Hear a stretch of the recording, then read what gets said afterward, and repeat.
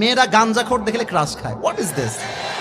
রুচি কি এত খারাপ হইতে পারে? একটা মেয়ের রুচি কি এত খারাপ হয়?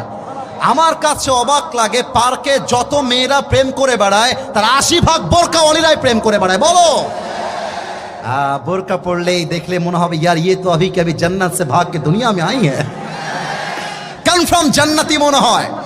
কিন্তু কিছু বোরকাওয়ালি আছে দেখবা একাই 4টা ছেলেকে নাকের ডগায় রশি দিয়ে এমনে এমনে ঘোরায়।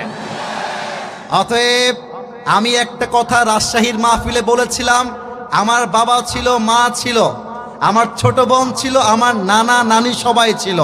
আমি ব্যর্থহীন কণ্ঠে বলেছি, আগামীর সংগ্রাম বিয়ের সংগ্রাম, আগামীর সংগ্রাম চরিত্র রক্ষার সংগ্রাম, আগামীর সংগ্রাম ব্রেকআপের সংগ্রাম।